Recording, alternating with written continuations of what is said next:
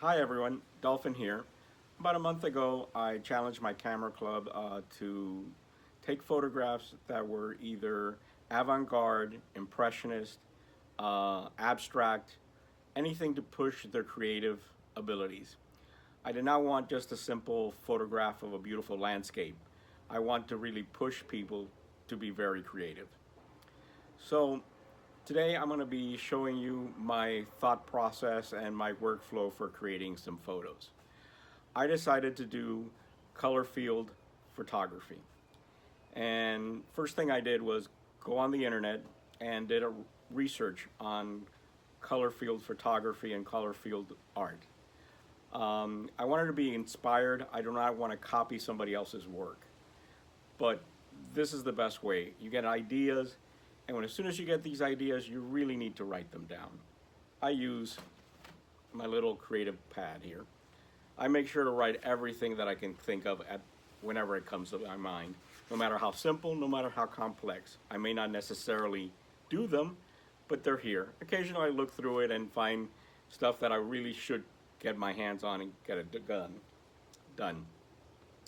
So I have several ideas, and on this video you're going to see me create 2 to 3 photographs in the field of color field photography. So hope you stay and enjoy the video. So today I'm going to work on one of the abstract photographs. This is going to be a Mondrian inspired photo.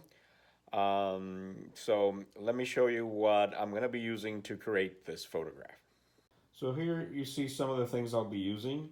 The blue fabric will be used as the background, and this box lid that I have is going to be one of the other components of the abstract photo, and this heart-shaped box, I'm going to use part of it. Hopefully everything will work out fine. Biggest problem I'm going to have is with this material is very shiny. All of them are actually quite shiny. So lighting is going to be the most difficult part, as my cat agrees. Right, Coco? Here you see I've laid out the pieces that I'm going to use to create this abstract photo. I've laid it out on this blue carpet that really needed to be ironed, but I have a feeling that I may be able to resolve that in post. So we'll see. I laid out the pieces as I had originally drew them on my idea book, and now I'm going to go try to take this photo and see what we end up with. Here we have the first photograph after post-processing.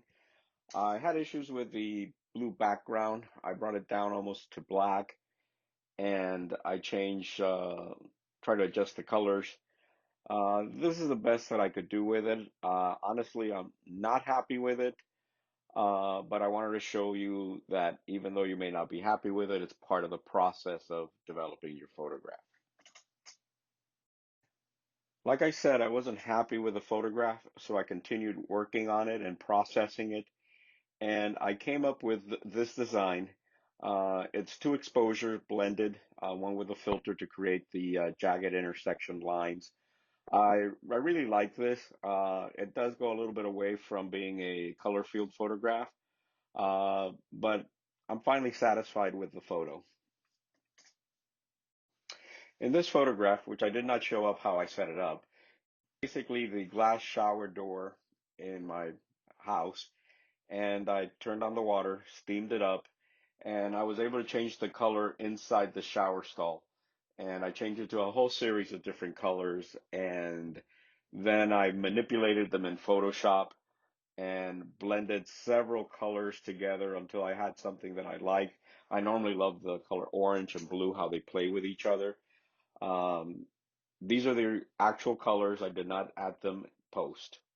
Here we have a bonus photo. This was taken like the previous photos with a Nikon Z6, but this time with a 24 to 70 at 70 millimeters. And this was done with an intentional camera movement at the concrete floor and the shadows. It came out surprisingly well. This photo is pretty much straight out of camera. The other photos in this video were using the 50 millimeter f1.8s lens from Nikon. It's extremely sharp. Very happy with it, and hopefully in the future I'll have a review of that lens. Please like and subscribe, and please leave your comments below if you did not like the photos. Let me know what you think. Thank you.